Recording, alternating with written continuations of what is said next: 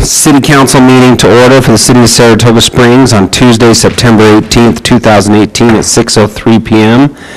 Present tonight we have Councilman Podeska, Wilden, McComber, Barch, and Porter. So we do have a quorum. I've asked Councilman McComber to lead us in our invocation and Councilman Podeska for our Pledge of Allegiance, and we'll go from there.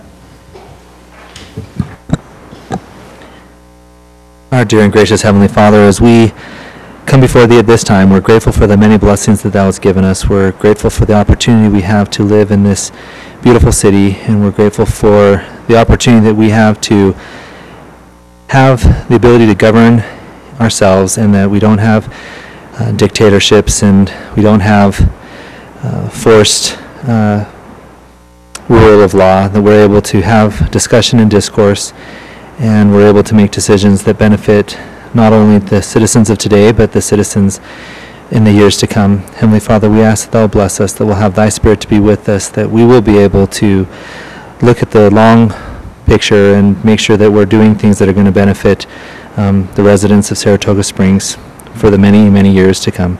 Heavenly Father, we're thankful again for all that Thou hast given us, and we ask a special blessing at this time for all those who are displaced and who are out of their homes and sleeping in strange beds, that they will be comforted, and that the firefighters and all those who are working to protect their homes can be guided and protected, and that the fire will be put down to control, and that there will be no damage to any structures or homes in the long run. Heavenly Father, we ask these things and say them humbly in the name of Jesus Christ. Amen.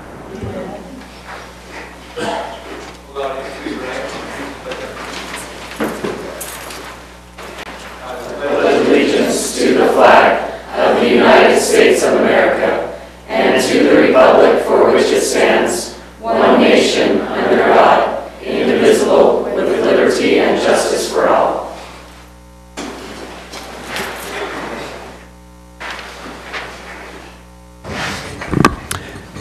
Okay, we have the presentation of the Youth Council Introduction and Oath of Office.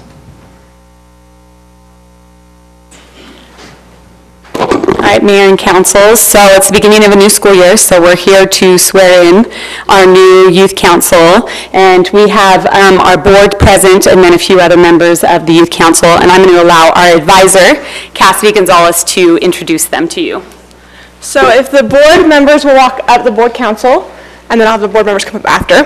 Heather Sherman is our youth mayor, and we have Kelsey Durant, our youth mayor pro tem. And then our other three board members are Casey McKee, Race Crow, and Addie Jensen. And then all other members that are here can come up as well. We have the... I don't usually have the thing that you're supposed to say. That's my bad. I should have made sure. I don't have it. Where's Cindy? Say that was one thing I didn't. Okay.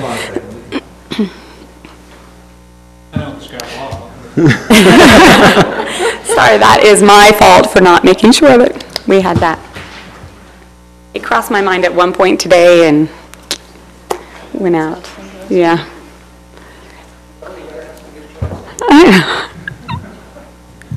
Okay, you got some good jokes, Mark. Say Fall Festival is October 5th. We're very excited. It's going to be awesome. Maybe. Come on, Michael. Yes. 101 dad jokes. Do you know what? No, I know one. David Johnson loves dad jokes. David Johnson. So, David, why can't dogs run an MRI machine? Only cats can.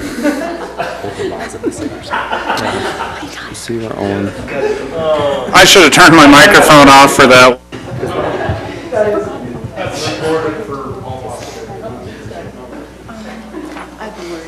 Use that.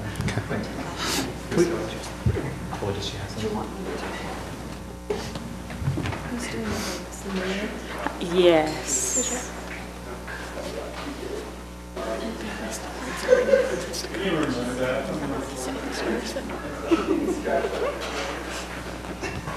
That was not. I want to see that. On the cats. I haven't heard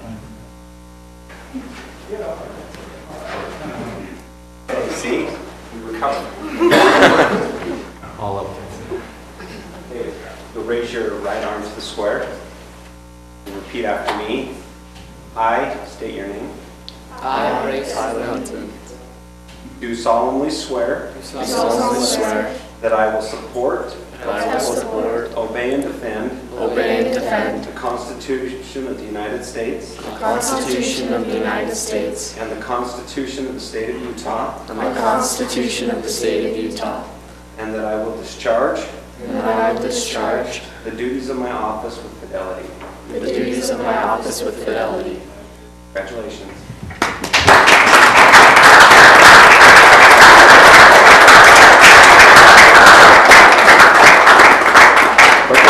We'd like to invite you up here to have you run the meeting.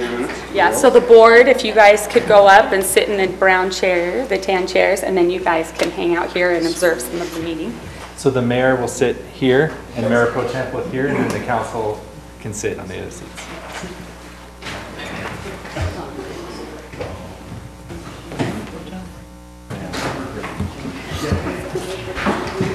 So the mayor here?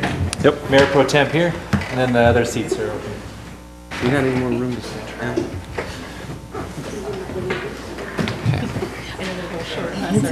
Are you ready for this? Okay.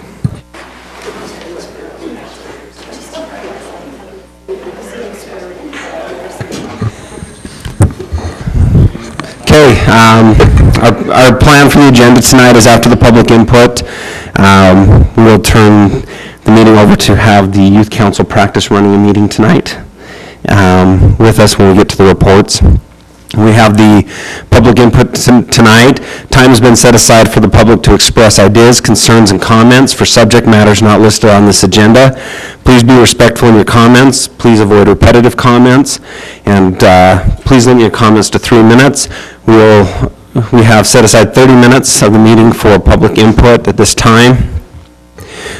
Just as a reminder, public input is not a time for the council and the constituents to engage in conversation.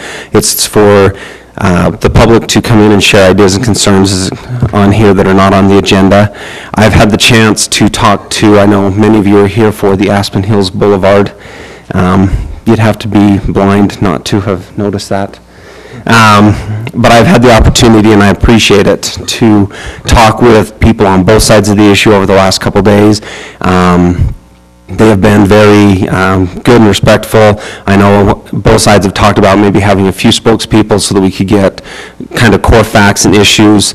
And I've talked to them and said we would allow 6 minutes if you were speaking on behalf of a group so that you could outline some of your points and thoughts on the subject. So I'd like to allow those who are speaking for the group to go first, if the council's okay with that. And then with the remaining time, we'll open it up to the general public. Anybody? Okay. Perfect. Who's got our timer tonight? You've got it. Perfect. Okay. I will open that up first for those who are here to speak for the group, kind of as a whole. When you come up, if you please state your name and address for the record. My name is Tamara Peterson, and I live at 582 West Andrews Lane. I live in the subdivision, but not on Aspen Hills Boulevard. My house is on the border of Harvest Hills. I'd like to thank the council and the mayor for hearing the public comment, because we recognize that there has been some confusion with the construction of Mountain View Corridor, and we just wanted to reiterate that the things that we have been told with regards so that it can be part of public record. When we attended the open house that was recently held at Harvest Hills Elementary School, the UDOT project manager told us they were going to close the intersection of Aspen Hills and 800 West by the end of September at the latest. This was a little surprising to us because we assumed that Mountain View Corridor would be constructed at one end and worked down. We were told they were working on it all at once. The reason they gave us for closing it when they did makes sense, and it all comes down to safety.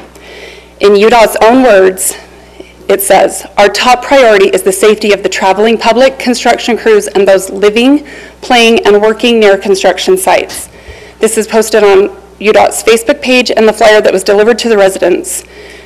At the open house, they told us that they were closing it by the end of September because of safety concerns for their workers, residents, and the public. They said they wanted people to get their traffic patterns adjusted prior to major construction. Their project manager visited some residents on Aspen Hills Boulevard the day that it closed and reiterated these same concerns. Already, there are a couple of 15 by 15 by 15 foot holes full of water at the top of Aspen Hills, directly to the north side where they are drilling and putting in pipe. Already they have begun the north and southbound lanes shortly off the west. UDOT will dig a retention pond next to 800 West. They are digging to bury power lines. When the canals are drained, they will immediately begin piping them. Dump trucks are constantly going down 800 West and turning onto and off of the dirt road going towards the quarry. 800 West will eventually become the northbound lanes of Mountain View Corridor. The reality is that the road is closed and we urge you to keep it that way. This is a complex project and safety is rightly a top concern. The equipment and work will only increase this problem, especially as the dump trucks and gravel start laying the foundation of pavement, piping the canal, working on walking paths and 800 West itself. Reopening it, in our opinion, would be completely unsafe. Thank you. Yes, you can say it. Sorry, since you were speaking for a group of residents, could you just, whoever's here that you're representing, okay. Just want to know which group you're speaking for. Good evening. I'm going to have John come up here. He's going to be my Vanna White for this. My name is Scott Gill. I live at 686 Aspen Hills Boulevard. I do live on the street. We applaud the city's proactive approach to putting in 400 West. On the master transportation plan, the east side of Aspen Hills Boulevard and 400 West are designated as a collector route. The closing of the Aspen Hills Boulevard connection to 800 West prevents people from using the local road as a collector and funnels traffic into the design structure. Beyond that, with UDOT construction safety is a big concern, as we know, at the intersection of 800 West and Aspen Hills. It is amazing that some people continue to ignore the road closed signs and barricades. We have had people drive on lawns, park strips, and sidewalks to get around these barricades already. It was a little surprising that the road was closed this early, as Tamara stated, although we were told at the open house that it would be the end of September at the latest that it would be open. There are alternate routes, and as busy as Redwood Road is, it is still the fastest route, even during rush hour to many places. Just to show you a couple of these, we did one poster showing 3 different routes at kind of peak times. One of them is, I think this is my 7:30 and 5:30. So here's a couple road maps showing times from Google Maps. The first one is at 7:30. We have a path from Vineyard Way in Harvest Hills to Westlake High School using the Redwood Road route. That takes 7 to 12 minutes at 7:30 a.m. Using 400 West, which is our new road, we're showing that takes 10 to 14 minutes. That also doesn't require people to use Redwood Road as an access point. They can still use part of 800 West. 800 West itself, the one that's closed from Vineyard Way, that previously took 12 minutes. So we see about the same times there. At 5:30 p.m., using Redwood Road, it takes about 7 to 14 minutes. 400 West, it's taking 10 to 14 minutes, so that's about the same time still. And then using 800 West, which is the closed road, that took 12 minutes. So we're not seeing a lot of time difference there. This other one here real quick just highlights a couple more. This is at 3:30 p.m. This is Westlake to Vineyard Way. It's using Redwood Road. We're showing at 3:30 p.m. that's taking 8 minutes. At Foothill Boulevard, 800 West, we're showing that took 11 minutes, so about a 3-minute difference there. Go ahead. Sorry, could you turn around so that the camera Yeah, you can bet. catch those? Do you got those, But David? feel free, if anyone needs to see these as well, they're welcome to. People on YouTube can... Yeah. Yeah, like Vanna. Come on, John. 400 West, I did want to point out, 400 West does help in many cases. From Sunrise Meadows heading toward Riverview Elementary, where some students go to school, the drive is the exact same time of 5 minutes. At school pickup time, it is also about 5 minutes each way. When the issue of closing Aspen Hills Boulevard was discussed, all city council members who supported the closure wisely discussed prioritizing 400 West as a need for the city, and it has served that need. It keeps emergency response time at the same time, according to Google Maps. It funnels traffic into designated street hierarchies. I also want to just call out something I thought was interesting. The late council member Bud Podesta essentially boiled the issue down to two things. He said it boiled down to safety versus connectivity, and put safety as his top concern. He recognized the west end of Aspen Hills Boulevard was functioning as a collector, but wasn't designed as one. It is just a 28-foot local road. In his mind, according to the minutes, safety was always more important than connectivity. With 400 West, we now have that connectivity. Just looking at drive times on Google's, which I just showed you, which you know has ridiculous amounts of data, the fastest drive times from north to south, even at rush hour, do not depend on the connection between Aspen Hills Boulevard and 800 West. We have connectivity. Safety is also a top priority. We encourage the council to recognize the good decision in building 400 West and to respect UDOT's decision to close the road at this time for safety reasons. Thank you.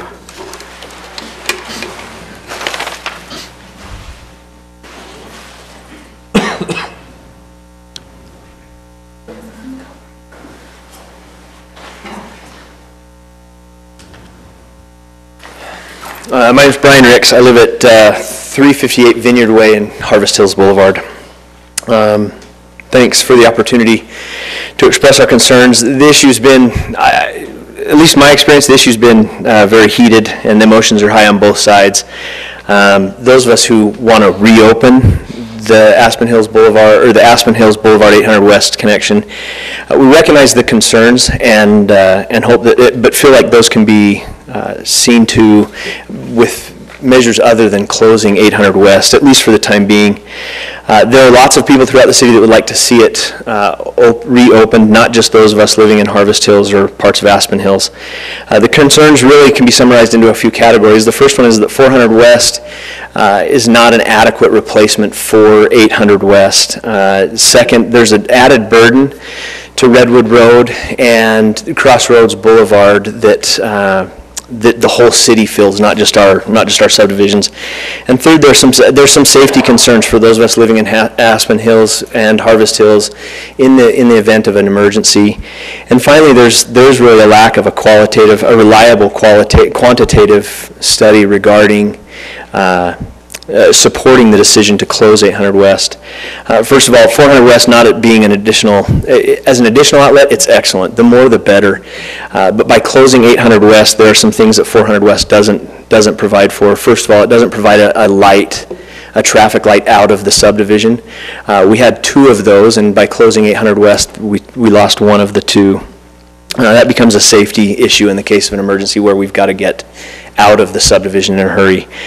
Even if there were a light at 400 West, that still makes getting over to Foothill Boulevard, assuming that all of the traffic that would be taking 800 West to connect to Foothill Boulevard, assuming that they're going to do 400 West and then jump onto Crosswoods and then over to Pioneer Crossing, when they turn right onto Pioneer Crossing from Crossroads, they've got about a quarter mile, give or take, to try and transverse and get across two or three lanes of traffic going 45 to 50 miles an hour.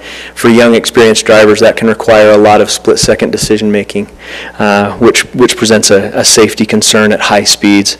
Also, as you come across 400 West, another reason that it's not as adequate as 800 West, you have low to no visibility as you come up over the canal.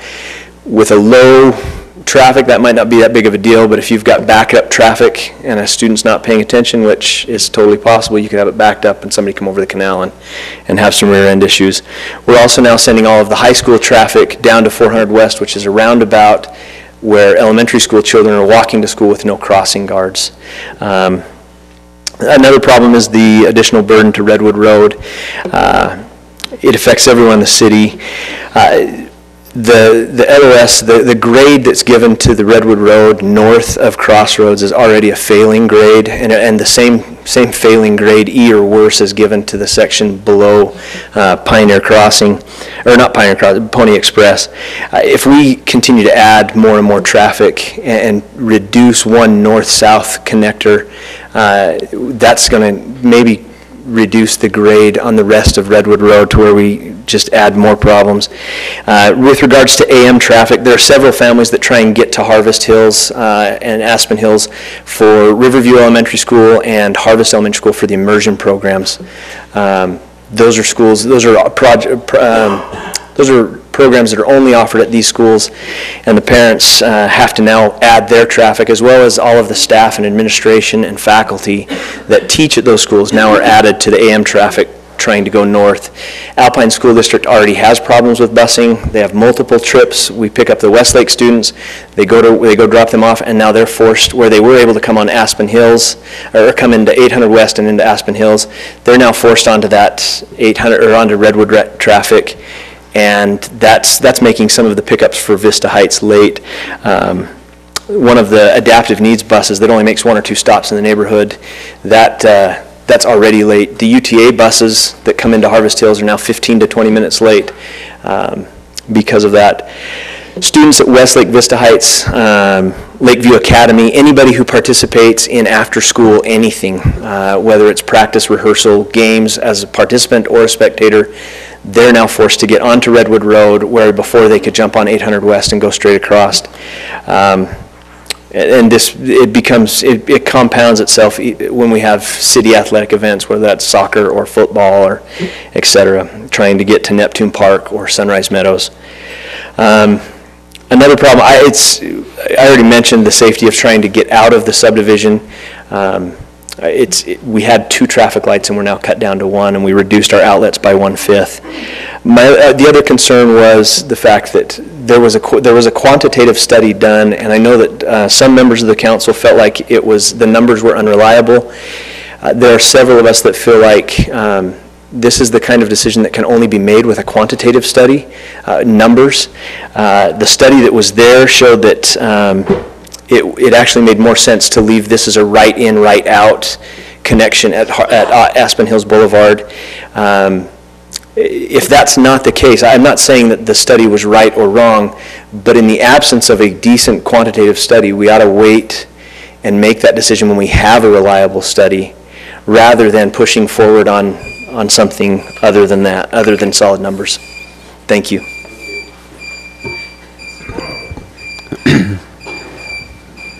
Yes, put it out of its misery. Does that mean I was right?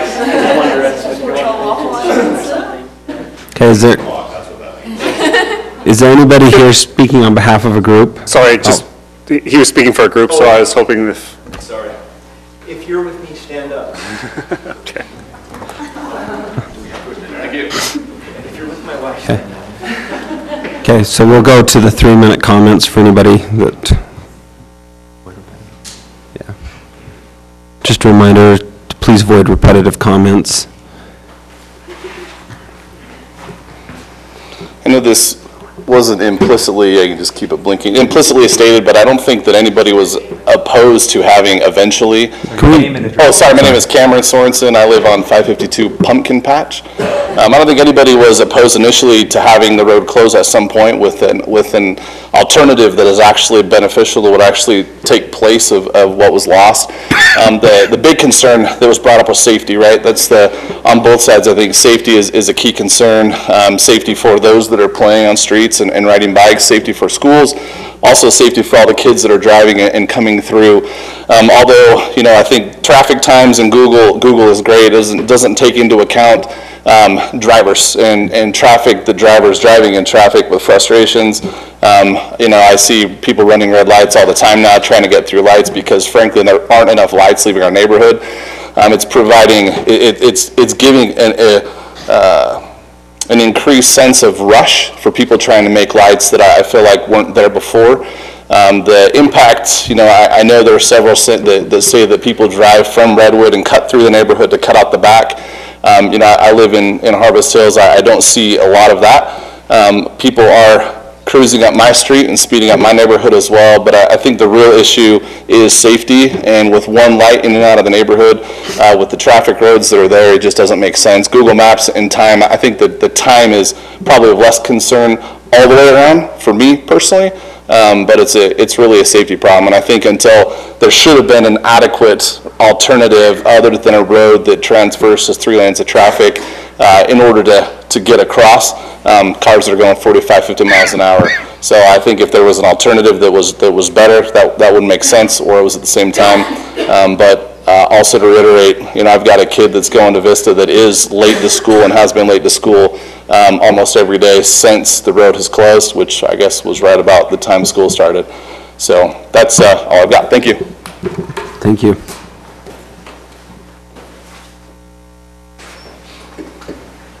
Anyone else here for public input?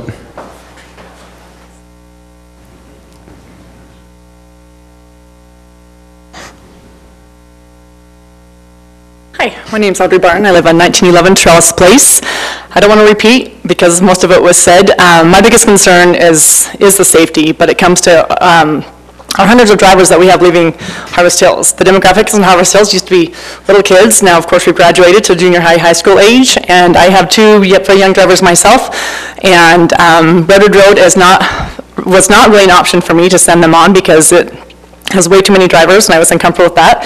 800 West was fantastic. They had a light to go to, it's slower traffic, that sort of thing. And 400 West, again, not a viable option. There's no light. When I took my son, his phone the other day, and he was at the park over by Sunrise Meadows, I nearly got hit because it was that time of night. And we have, like Brian had said, a lot of activities going on. And when I had to turn right, and then I had to turn right again, then to have maybe 100 yards to go over to turn left again to go over there, I think that's it. I can't even send my kids this way either. So for me, it's just safety when it comes down to, again, I'm trying to be repetitive, but what he said too, is just the safety of our young drivers. We have to have another way out with the light. We can't just have the one light that takes you out onto a road that, like Brian said, is failing and has thousands of drivers every single day. We can't send our kids out there. We've got to have another option until Mountain View Corridor is up and going to be able to send our kids out. So. Thank you. Any other public comment? Okay. Seeing none, I will close the public input portion of the meeting, and we will move on to reports. This is yours. I don't have any, so you can ask the council if they have any reports. Does the council have any reports? I have a few. Yeah. First, we've got a list. I attended the ULCT conference in Salt Lake. It's the Utah League of Cities and Towns. It's kind of the organization that represents all of the cities when the legislature is in session. And they had some really great information that they shared.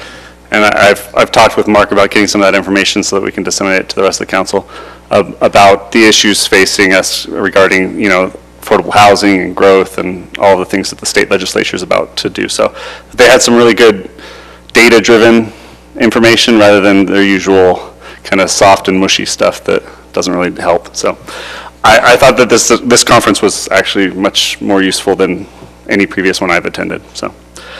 And additionally, we had the first meeting of the Sentinel Lands group, which is working with Camp Williams to help secure both their use of that land for training as well as compatible uses so that the city and citizens living next to the base are able to enjoy their lives and the quality of life that they would like to have. So it was a great meeting. General Smith is chairing that, and they're making some great progress on that. So I think that's it.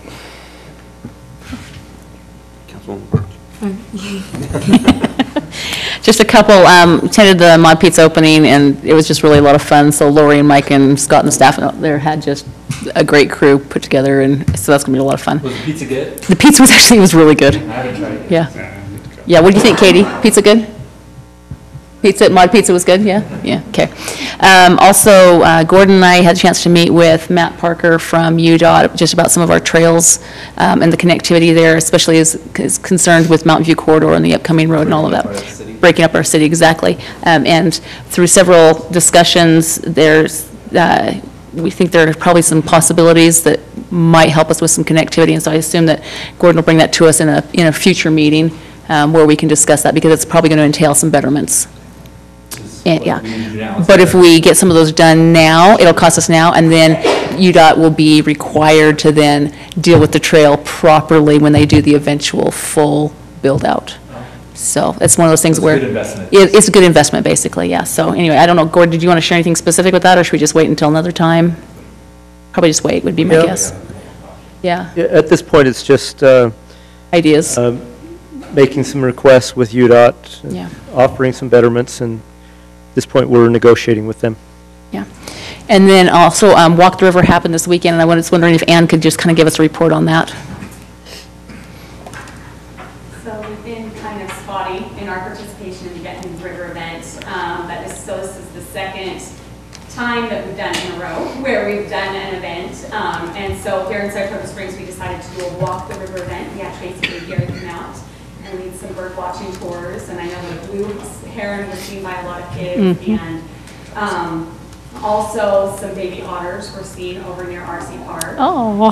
And then we had some information. The River Commission actually has a little pop-up pamphlet that you can print up that we had there. We had a lot of girls, a lot of families of girls, and so we showed them all the flowers that they could pull the whole entire plant out, and they would be thrilled with it. And a lot of Dyer's Woad was seen, that had a little yellow flower. And one little girl was pretty upset because her parents wanted to throw them away. They had the roots and everything, and she was like, no. So, but, you know, it was just a great event. We had some little binoculars that actually worked really well that the kids were able to decorate and use those on their bird watching tour, and it was really fun just to see these youth getting excited about the different ways that they can recreate a river and understanding some of, you know, the fauna and also some of the wildlife that are available, you know, to be able to be viewed along that corridor that we have that's such a neat thing here in our community. So it's great activity. Our numbers, we're 5 times higher than they were last year. That's awesome. Is that a good way to say it? Percentage-wise. Percentage-wise, that's right. So anyway, but yeah, it's just, you know, it was small. We also had Yoga Vega was there, and they did a free yoga class along the river, and that was fun. They did 3 classes. And that was fun to see families out doing yoga together. So it's kind of a peaceful, beautiful, Inlet Park is such a peaceful park, and so it was a great event. Thank you. That's all I had. Any other council? I have a quick. So real quick, if we could let DR Horton notice that they worked on the trees, and I appreciate that, and just know that's been an issue for me. I think that they need to contact their landscaper because half of the trees they planted are already dead. So they just did all that work to plant all those trees, and literally, like I counted on the way here, there were about 15 dead trees already. So I don't think that they should be paying for that. And then also, we're talking about civic events and things, and we won't have another city council before our fall festival on October 5th. And so I just want to make sure and encourage those watching online and everyone here in the audience too. It's at Shea Park from 5 to 8 p.m. And there will be an officer at Redwood Road and Aspen Hills Boulevard to direct traffic to make sure that people can drive safely.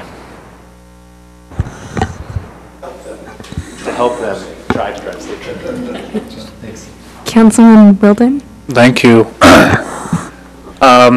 Council member Porter and I met with, I think it was Owen and someone else, Allison, thank you, about the technology. And of course, we made it clear we didn't represent the whole desires of the council or whatnot, but I'm excited about the technology that they're going to bring. And I'll put my mouth closer, my apologies. This one was my fault for sure. The technology that they're going to bring, and just in general, I want to recognize Mark and the staff. A lot of the goals that we set, like a month ago, they're jumping on them right away, and I really appreciate Mark and Owen and David and Gordon, everyone else here. I'd list all 160 staff, but then my update would be as long as Councilmember Porter's. So I'll just end with that. I still have more. Brian has something. Councilman Podesta. Councilman Podesta? All right, thanks. Yeah, I just want to follow up with Councilman Porter's on the ELCT. I was able to attend that conference as well. And just a couple of highlights for us to, consider as a council is they're talking about the new technologies coming out, the automated or the self-driving cars and deliveries and so forth that's on the rise. And so in future planning of our parking lots, those are going to become half of it unusable space or not usable space because people aren't going to be traveling as much to these retail spaces. They showed technologies coming out that automatic deliveries from the stores to the home is going to be much on the increase at least. The second part that's alarming is just ADUs with the accessory dwelling units.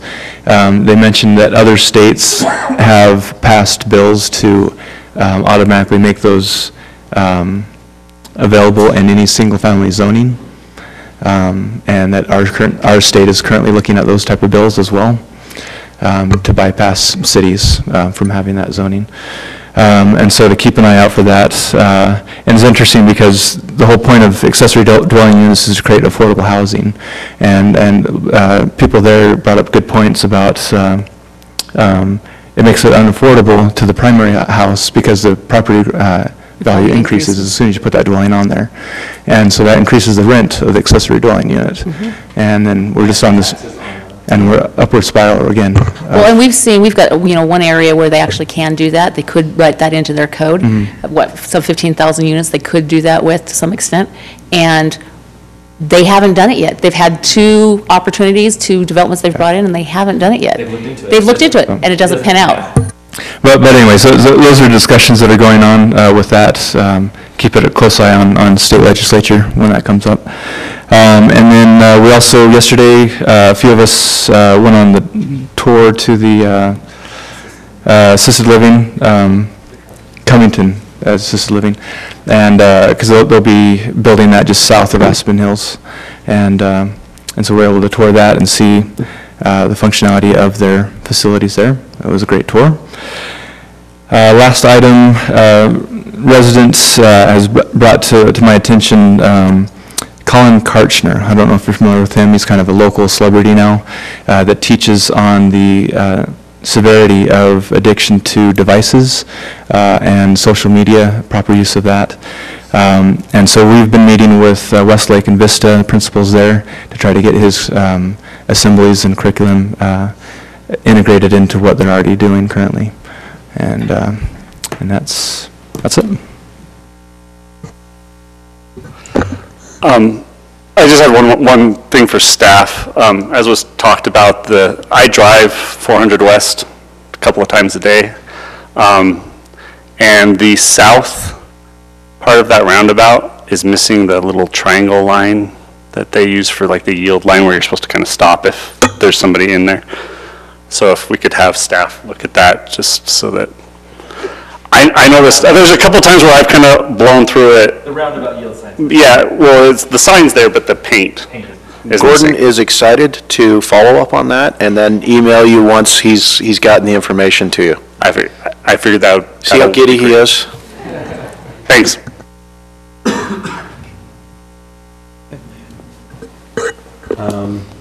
Administration, Mark? You bet. I want to excuse Dave Stroud. He's tonight at the County Planning Commission meeting regarding the potential rezone up on Lake Mountain. Interestingly enough, Sitley came out with a letter kind of last minute asking to not be included, and so we'll get an update for you on that perhaps at the next meeting. Other than that, we do have need for a closed session this evening, and we do obviously have our departmental quarterly updates here coming up, so looking forward to that. And after that, if there's any questions specific, I'd be happy to tackle any of those. Really quick, Chief, could we get an update on our firemen and their efforts?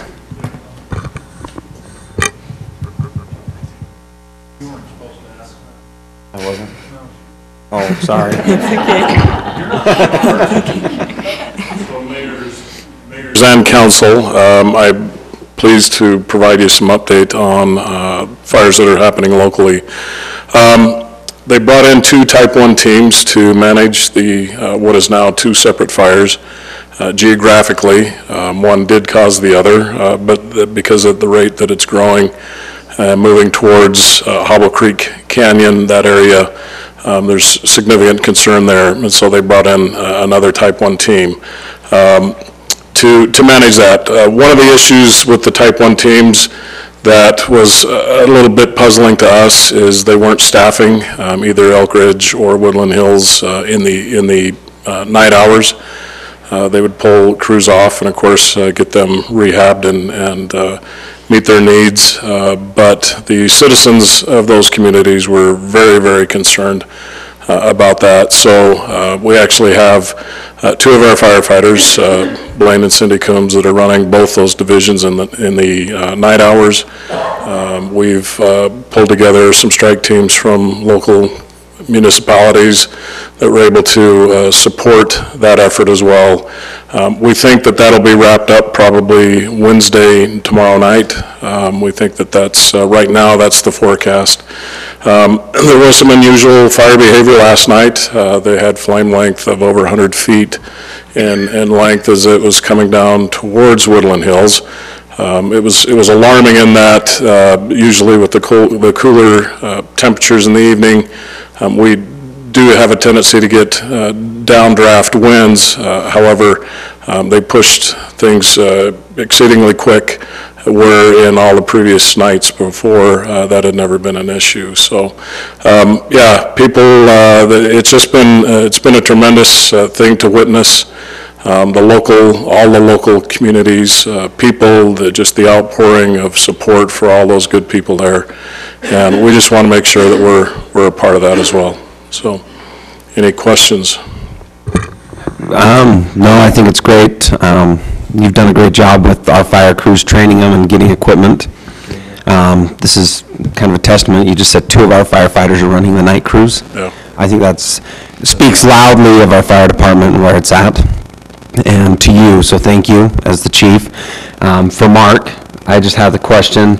Are you going to meet with the city managers over there to kind of tell them what we learned about post-fire triage? I certainly will reach out to them. I've done that in the case of Bryan Head and some of these other big fires that have been near communities. Some of those cities do not have city managers, but I'll certainly reach out to them and share that information with them. Obviously, the major lesson that was a big take-home for us that we've shared since then was after the fires come the rains, and the rains are going to be particularly devastating, especially with such a large area that's been impacted. So we'll certainly share that, and hopefully... They need to do the mud flow study before we end up getting our mud flow study. Right. They should be starting that now. Well, yeah. I mean, the reality, though, is they're also later in the season with their fires occurring now, and ours occurred in July. So we're kind of in a tricky spot, but we'll certainly share that, and I'll have Jess follow up and make sure that the crews over there are aware of that as well. Thank you very much. All right.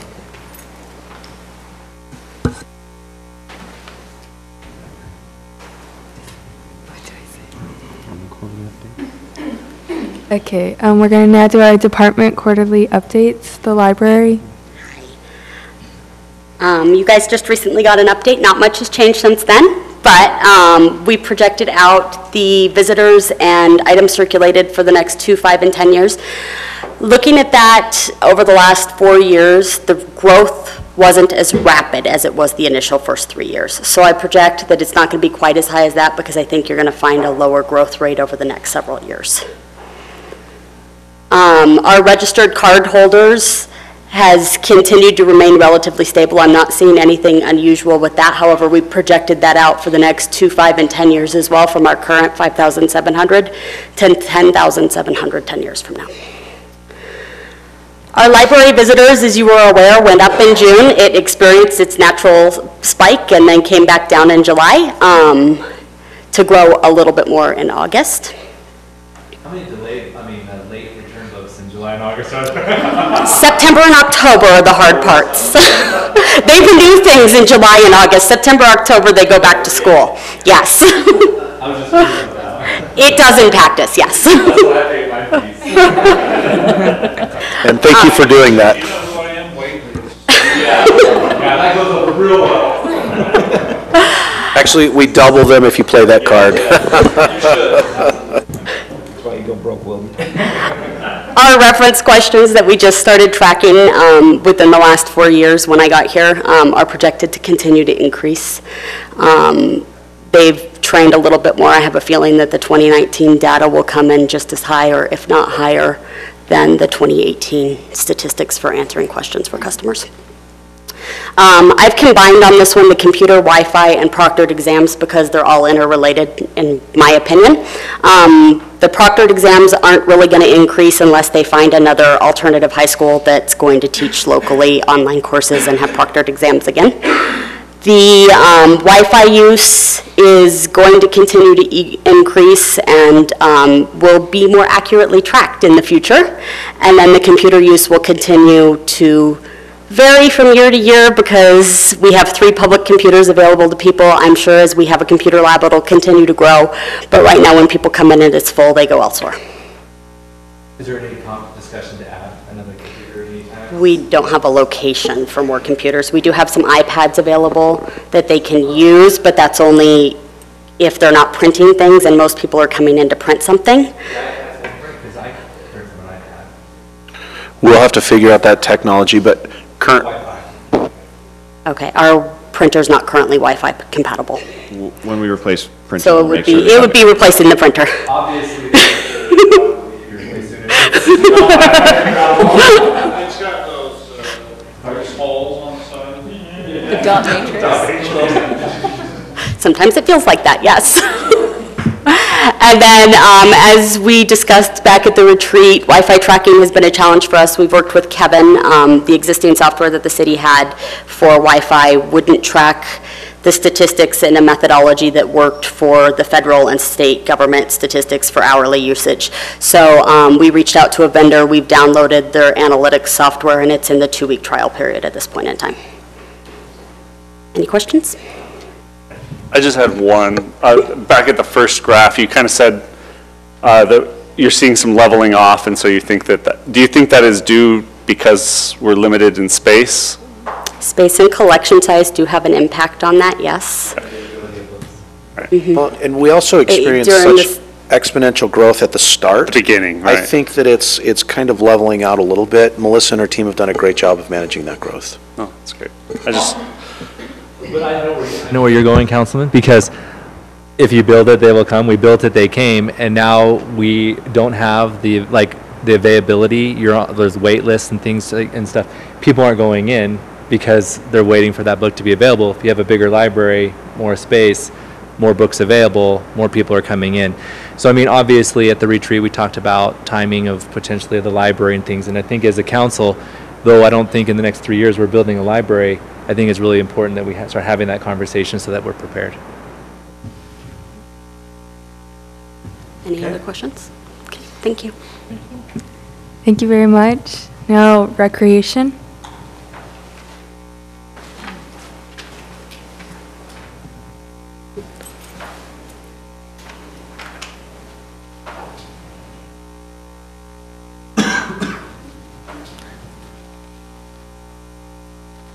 Okay, thank you.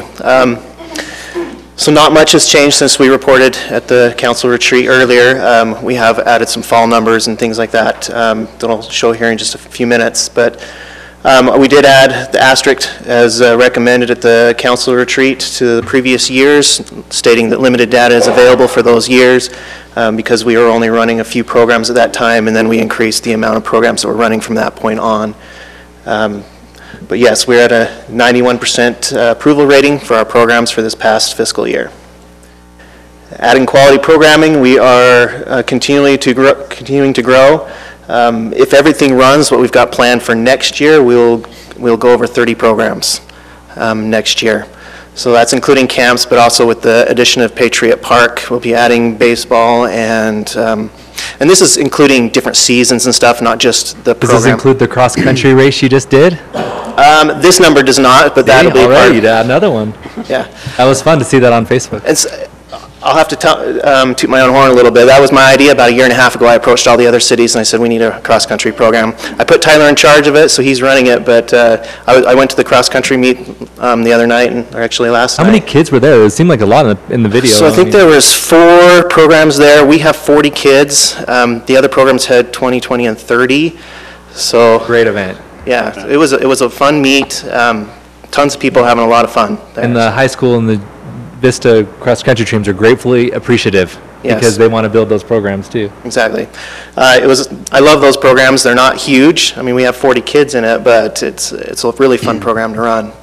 We're excited. The meet that we will host here is going to be at Talons Cove. They've allowed us to run on Talons Cove golf course, so we've got a good course. That's great. And ours is the 4K distance, so it's the longest distance the kids will run of the year. So we're Hopefully excited it's for not that. on the driving range that they're running, so. Let me know when they're going to do it because I could get a That would message make 'em run out faster. to the neighborhood and it'd be fun for the families to go out on their decks and go outside and cheer them on and Oh, that would even be do fun. there's some kids who would even put like little cup water stations for them and have fun with it. I mean, they So could do it's- some fun things. it's I'm actually not s- kidding. Like this neighborhood would embrace it. It's actually the same day as our city training. It's October 8th. October 8th. We'll be okay. running at 5:30. You can send a note out with the time and stuff. Yes, and we'll do that. Like even like whatever flyer you're using to get the kids or I mean, whatever. If you have something a little bit fun, I can share that on the. Okay, we will put something together for you. Thank you. So, with new programs, I get this question a lot from the various baseball families. 9th grade through 12th grade recreational ball? We will attempt it. The problem with that is not a lot of other cities are running that age group.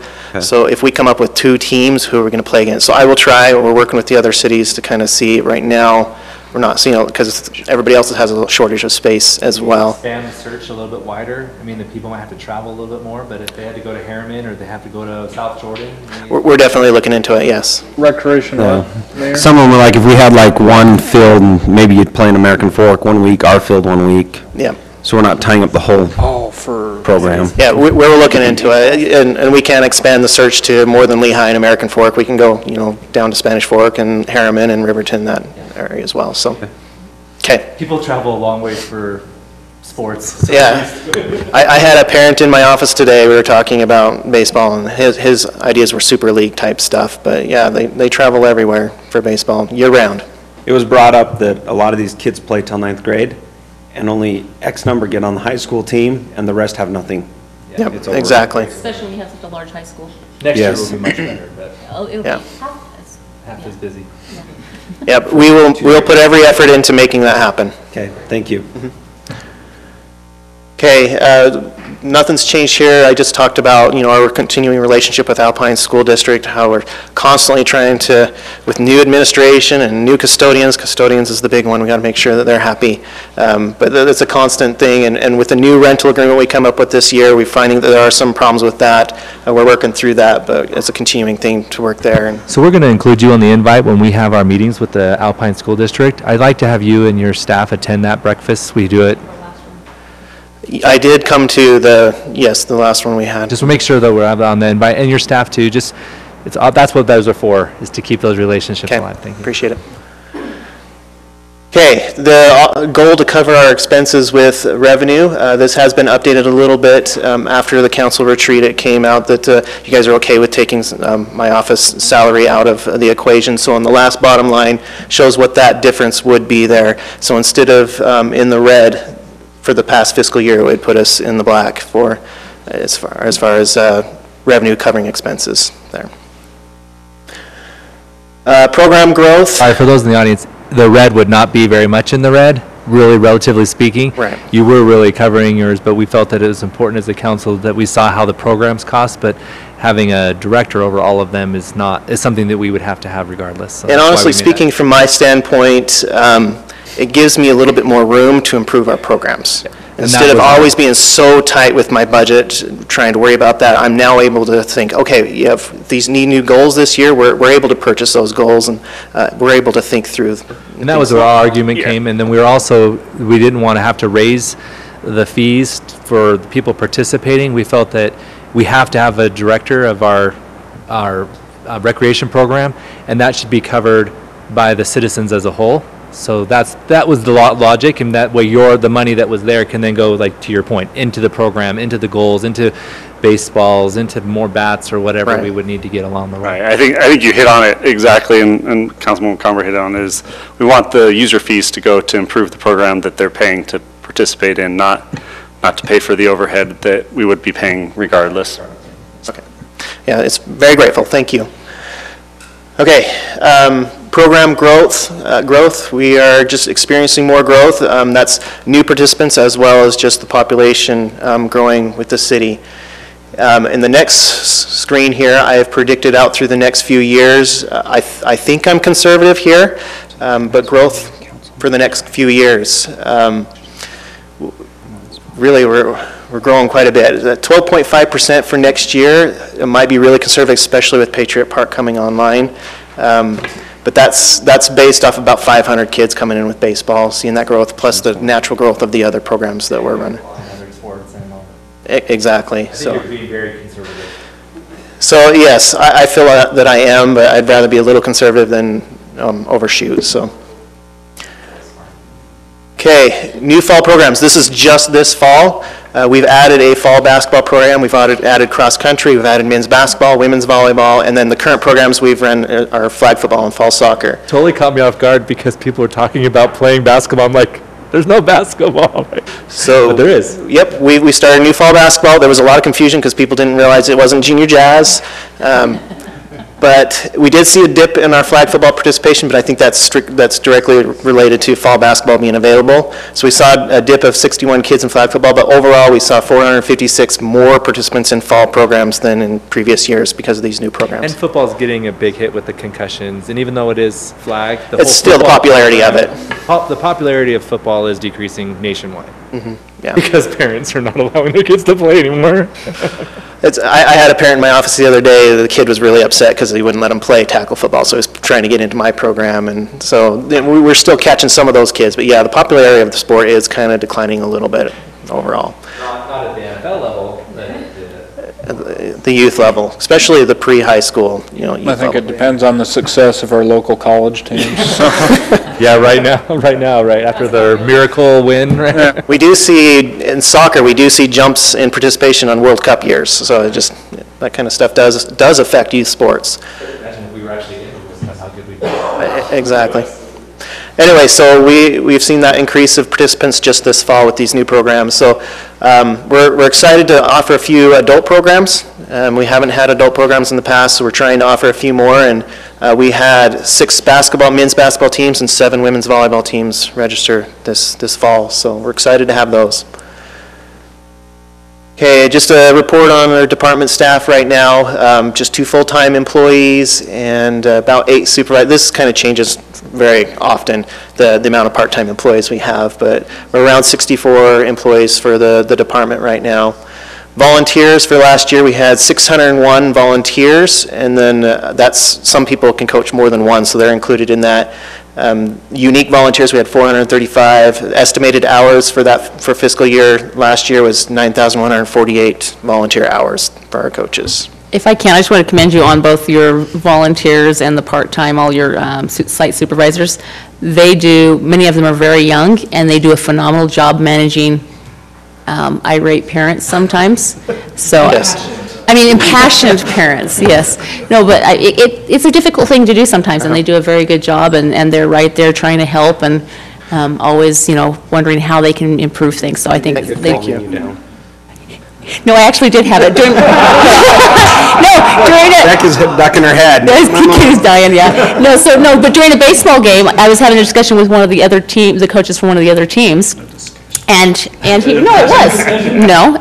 one of the site supervisors just came out and said, "Hey, I just want to make sure everything's okay." Yep, we're good. You must have the silver gray out. I did. I had the streak going. No, but yeah, but it was great because they just, not a problem. They just walked up, "Hey, everything okay?" And just making sure when they see, coaches from opposing teams talking, they just want to make sure. That's cool.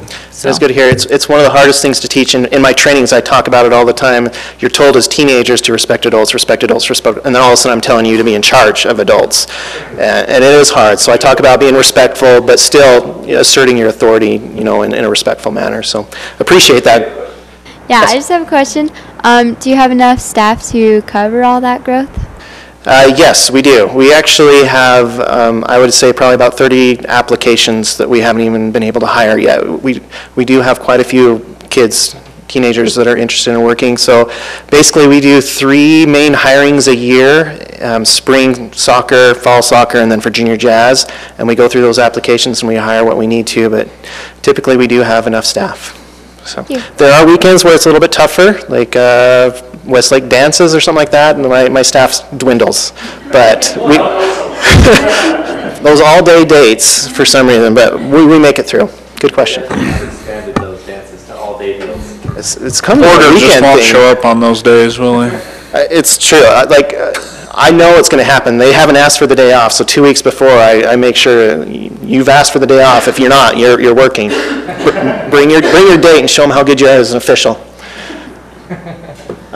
Patriot Park program plan, just the new programs that we're starting. We're working to fill out time and that we're making sure that the park is well used. Working with that, we're working with Rocky Mountain Baseball. Like I said, I had a gentleman in my office today that was talking about super leagues. We're going to be renting out to all the competitive baseball. We want to make sure that they're filling everything possible that we have available to us. Any questions? That adult flag football, you're going to keep Chief Campbell's guys busy. Yeah, we might just pull that one back and just do soccer next fall. I was looking at the field usage, and we might not be able to do that next fall, but we'll do adult soccer for sure and go from there. But yeah, it's definitely a program where people are a little more aggressive. So, okay. Yeah, who would think? Casey, do you have any questions for him? Okay, perfect. Thank you very much. Thank you. Mayor, Council, I think Ann is wondering if we need to release the youth council, if any of them need to. If you guys need to go, are you good? Usually I take about an hour of their time, so. We're getting to the exciting stuff. Is that all one? Is that one all one? Economic development. Okay. Okay, perfect. All right. Just quick so we can get to the good stuff.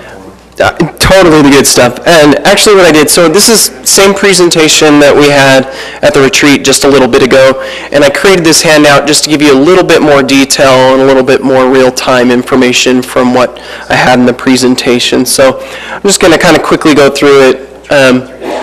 As before, I really want to highlight my staff. I have 4 part-time staff members, 20 hours, 25 hours, 10, and 5 hours. And the things they do and the way they squeeze our budget to make everything possible for these amazing events that we do really blows my mind, what they do. They really make my job a lot easier and make some great quality of life things going on for our city and for our residents. So here's just some highlights, and you'll see I've got a more updated list here in this handout that I gave you. The total square footage that says 173, I forgot to include the old Smith's building within that total square footage at the bottom there, so it should be 232,000 square feet that we have available. But we've had some great things: Mod Pizza, Mathnasia, Maverick, the Animal Hospital, the IHC remodel edition. A lot of things have come along, and we have more coming up to par. It didn't even register until today that Fat Cats, with the movie theater and everything that they have going on, their square footage is bigger than the old Smiths here. That just didn't register with me until I was looking at this, putting it together for you. The Cycle Bar. Cycle Bar, yes. So it's neither a bike shop nor a bar. It's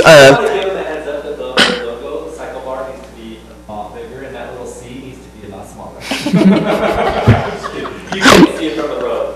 You're like, we just call it the C-store. Well, it's Cycle Bar. So from what I understand, it's kind of like fitness classes and things like that they have. So, and then of course there's not on this list. These are just submitted site plans that we have going on that have come through the pipeline, and we've got a lot of other things that we're trying to bring to the city and efforts that are being made. So let's see, let's go. And this handout doesn't necessarily follow along with this. Here's some of the major developers that we've been working with. I'm actually going to skip down because it'll just go in line with page 2. So our civic events. So for the summer celebration, we had about $3,000 worth of sponsorships, but $1,000 of that was in the prior fiscal year and $2,000 of that was in this fiscal year, if that makes any sense. We had a lot of great attendance, 2,000 people over at the end of the summer luau, which that was a lot of fun if you're able to attend that. Ann already talked about the Get in the River. Fall Festival, we already got a $1,000 sponsorship. Celebrating Saratoga, one of our sponsors, actually upped from $1,000 to $2,000 this year. So we're really trying to push that hard. Yeah, Ann's dusting off her shoulders. And I'm still telling her to go get more. And then Patriot Park, we're just working through the contract right now. That's why you haven't seen anything come to fruition yet. I was just talking to them today about where that was at. So, let's go back to. More crowdsourcing counts. You use some of the we have much better counts. Yeah, so I'm glad you brought. Way underestimating. Yeah, so I'm glad you brought that up. So what I did with my staff is I started getting the historical counts that they'd had, and I thought, that sounds really off, some of those counts.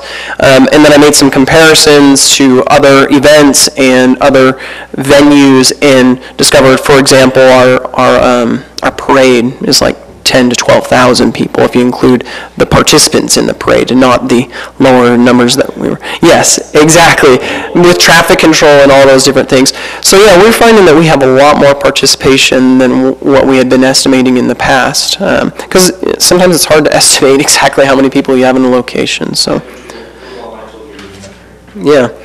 Okay, so just kind of moving on, talking about public relations. I've given you a list in this handout of, some of the highlighted news articles that we've had, a couple press releases that we've done. Public outreach. We've been doing the monthly water open houses to give people an opportunity to come ask questions about their water bills, because we get lots of questions on the phone and we get lots of questions or comments on social media, but honestly, it's rare to even have one person show up now to those meetings. So the last one will be in October, next month. And that's been in the discussion. So, right. The hope is by next spring that we'll have our app up and released so that people can start viewing their water bills real time. Right. And it has, I think, a 40-day history. So that's the goal. A training, right.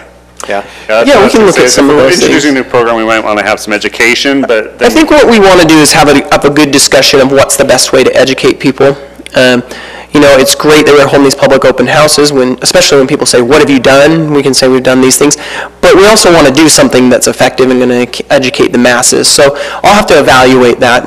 So there also, I think about the informational video that was done when the water meters were installed and how to read your water meter. Even just a simple video like that I think is very helpful. And then they can refer to that over and over again. And we can say, here's this link again, check it out. And we can use Mark Christensen as the hand model in that video, right? So, okay, so hopefully all of you saw in the mail a few weeks ago the mailer that lists the library, the recreation and civic events. And what we did is we have an internal PR committee, and all three of our departments have talked about the need for something like this for a while, even before I got here. And so civic events, we send out a flyer for Splash and those sorts of things already, Celebrating Saratoga, and what we decided to do was just reallocate those. Instead of sending out a flyer for one event or a couple little events, let's send out something that could give a little bit more robust about what's going on in the city and benefit more than just our department. And so that's kind of how we were able to do that, and we were excited for that. Hopefully you saw that. So I don't want to spend too much longer. The website, if you go to page 3, I've given you our top 5 visited pages. Now, library is really skewed because they have the library page kiosks in the library. So I tried to give you the distinction between unique page views and page views. But arguably, library and recreation are our top things with the website. I mean, that's what residents go to the website a lot of the times for, is those quality of life type things. Obviously, questions about where's the LDS temple going, Beacon Point Community Plan, people wondering, are we getting a Costco? They're searching Costco. A lot of searches about utility and water. So things we're aware of already. And then just to give you an idea, I gave you the pages, even though they may not be in the top searches or top visited, the pages that our users are spending the most time on, capital facilities, one, obviously, Title 19 Land Development Code, but one I thought it was interesting, Councilmember McComber was at the bottom of top page durations was the suicide prevention resources, because I know that was something that's been important to you, so I thought it was interesting to note that people are going to our website, and not a lot of people, but those who are going are spending some time on there trying to get resources that they need. And last but not least, social media. We've increased our followers. We started an Instagram page. Of course, a lot of the Facebook posts, comments, and interactions and clicks have to do with the, I don't want to call them more controversial, but the things that bring more concern to our residents, which is why we consolidated our Facebook pages, so that we could intermix those things a little bit with some of the feel-good stuff with civic events, recreation, and those sorts of things. As you can see, actually, the Maverick grand opening, people are really excited to fill up those 64 ounces, so. They gave away free food for like 9 hours. They did. You're going to get a lot of likes when you're giving out free food all day. Yeah, it's very true. So, there's a lot of good things going on. Again, I just really have to give a plug for my staff. They do an amazing job. And if I can give a plug for Recreation and Library before me, a lot of the things we do involve them, and so there's a lot of great quality of life things we have going on, and hopefully with economic development we can increase that quality of life and economic viability in the city. So, any questions? All right, thanks.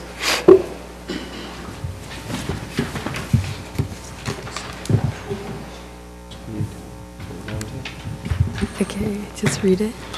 Okay. 2300 West Boundary Adjustment with the City of Lehigh. Resolution of intent, Resolution R1845. Mayor and Council, this is the 2300 West. Of course, we're going to call it Old Saratoga Road. Right now, it is under Lehigh's jurisdiction and ownership, but this is the boundary adjustment that both cities agreed to as part of the interlocal agreement we signed a few months ago.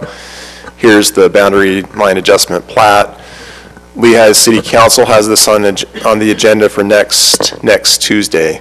So this is just the initial resolution that starts the process and the notification. At some point, the council will hold a public hearing and we'll get all this tied up and wrapped up. One thing that does need to be changed on this plat that I noticed today is the portion of the road that's coming to Saratoga Springs needs to show that road being dedicated to Saratoga Springs. So I'll make sure we get that fixed before this goes any further. But any questions?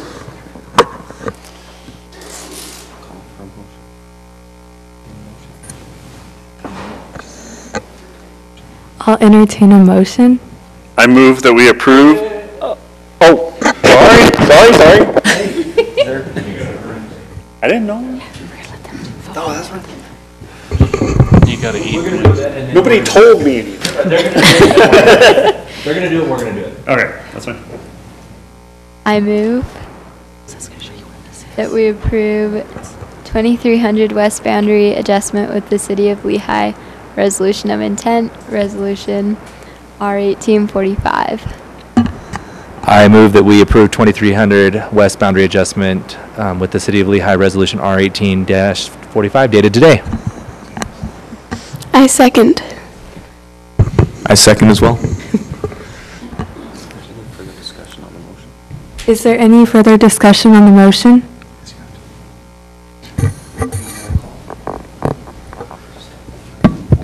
Okay, Councilman Porter? Aye. Aye. Aye. Councilwoman Bart? Aye. McComber? Aye. Were you gonna say Wilden? Oh, sorry. Wilden? Aye. The other guy. Go ahead. Okay, Podeska? Aye. Aye. Motion carries. Then you voted nay. Okay, award of contract for the Parks, Recreation, Trails, and Open Space Master Plan update to Landmark Design in the amount of $39,995. Resolution R1846. Council, we are updating our Trails and Parks Master Plan. It hasn't been done since 2011, but with our rapid growth, it's in need of an update. Staff, along with Councilwoman Barch, reviewed the proposals, and we are recommending Landmark Design as the consultant so we can get moving forward. Be happy to answer any questions if you have them. Otherwise, we'll would love to request for approval. Is there any comments? I was just going to say, like Owen said, we went through these bid proposals. I went through them with staff members. It was interesting because Landmark and Blue were close as far as bid-wise, but Landmark had a much more robust proposal, and their experience levels were much better. In addition, they also have their top people that are working right on the project. Unfortunately, the other company had their top people that were out of state, and it was a little different. We've worked with them before, and I think they'll do a great job, and we can work with them to make a great product for our updated Trails Master Plan. There you go. You got two. Is there any other comments? I'd like to entertain a motion. I move the award of contract for the Parks, Recreation, Trails, and Open Space Master Plan update to Landmark Design in the amount of $39,995. Resolution R1846. I can do that, so made. I second. I also second. So we have a first from Councilman Barks, a second from Councilman Porter. Let's see if there's any further discussion. Is there any further discussion? Do a roll call. Jessica? Aye. Aye. Aye. McComber? Aye. Aye. Bart? Aye. Aye. Porter? Aye. Aye. Motion passes. You can disagree with Councilman Porter if you want. I usually do. Award of contract amendments with VanCon, change order number 3 on the North Zone number 1 reservoir project in the amount of $177,057.67, and change order number 1 for the Redwood Road to Riverside Sewer Extension Project in the amount of $171,375. Resolution R1847. Could you read that all again, Councilman Porter, or Podeska wasn't listening?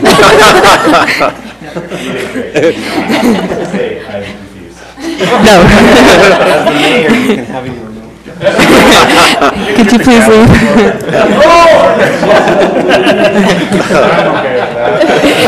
Wow. This is a 5-minute break soon anyway. Mayor Miller doesn't normally use the gavel.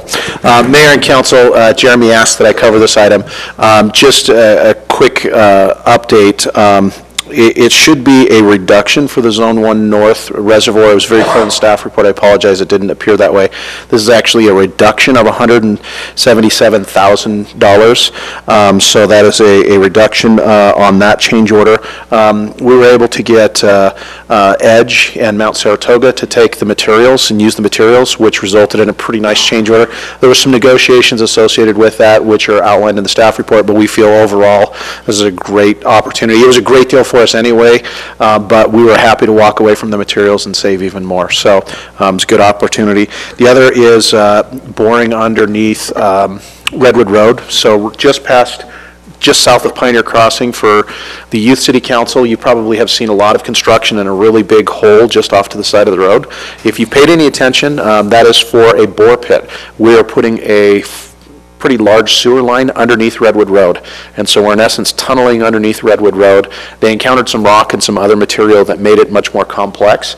And so they came in with a change order, and so we negotiated that change order, and we were able to negotiate that down. So it is an increase to the sewer contract of $171,000, but we feel like that is a very fair thing. We got the developer or the contractor to come to the table, and we believe that there is still an opportunity to get more savings.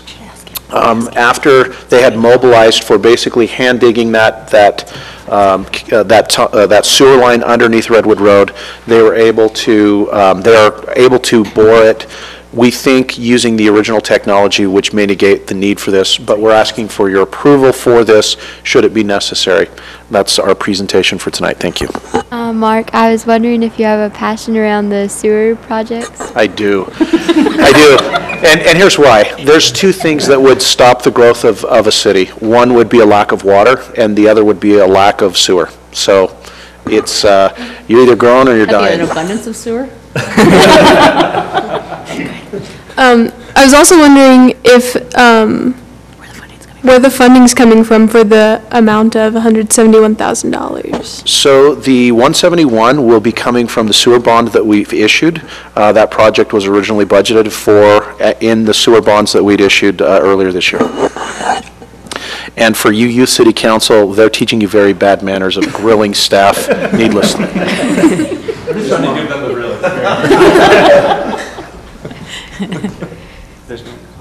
You're not going to do it? Okay, are there any other comments? She's missing out. Okay, I'd like to entertain the motion. I move to award of contract amendment with VanCon change order number 3 on the North Zone 1 Reservoir project in the amount of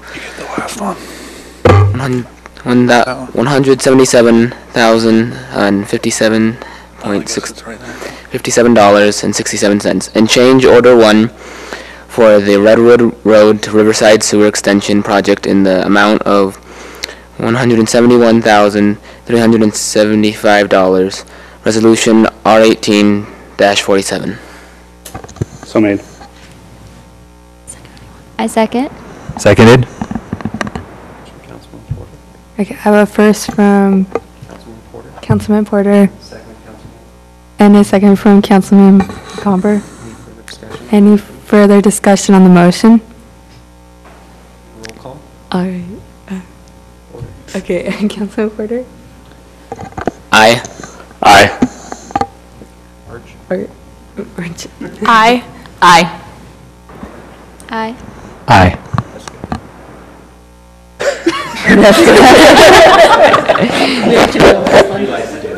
Okay, go ahead. Aye. Aye. Wilbin? Aye. Nice to catch us off guard. Motion passes. Okay. Pending ordinance doctrine regarding sensitive lands, Resolution R1848. Mayor and Council, Nora will handle this from the Planning Department again, as Dave was excused for the County Planning Commission meeting. So what this is a resolution which invokes the pending ordinance doctrine. As you may or may not be aware, we're always in the process of updating our development code, because there are always things we find that can be made more clear or really do what we want it to do. And at the last Planning Commission meeting, they reviewed quite a number of those changes. But this is one that we had kind of in the initial draft of this omnibus change that we haven't resolved exactly what we should do with it yet. So this one needs a little bit more study, and so we're asking for the pending ordinance doctrine to be invoked. And so there's a resolution. If I can, Nora, this... Staff report. The council invoked this same one about 6.5 months ago, so that ordinance ended because it can only go 6 months, and we're basically just renewing the same one while we continue to study this issue.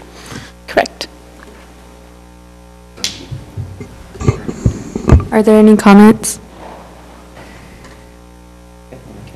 I'd like to entertain the motion. Okay, go ahead and say a motion to Approve the pending ordinance.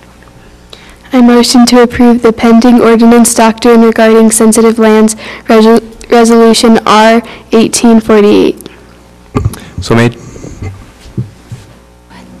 I second. So,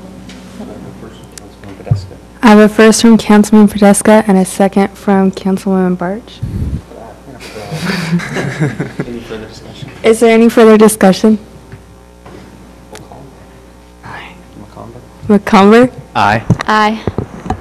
Porter? Aye. Aye. Wilden? Aye. Barch? aye. Aye. Podesta? Aye. Aye. Passes unanimously. Motion passes.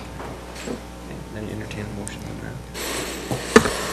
that. Okay, I entertain a motion on the minutes for August 29th, 2018 and September 4th, 2018. Okay. I move to approve the August 29th, 2018, September 4th, 2018, and the with all submitted changes. So made. I second. So seconded. I have a first from McComber and a second from Porter. Any further discussion? Is there any further discussion? Not if I'm going to be removed. Where's the gavel? You can hit that right there. Podesta? Aye. Aye. McComber? Aye. Aye. Barch? Aye. Aye. Porter? Aye. Aye. And if you want to remove him or call him. Wilden? Aye. Thank you. Motion passes. Session for items listed on the agenda. And I read it. Yep, just say we have a need for closed session. Okay, we have a need for closed session for items on the agenda. So made. Oh, sorry, I should have listened. First. Second. I second. I'll second. I have a all in favor? Aye. Aye. Passes. Motion passes. Now you get to the gavel.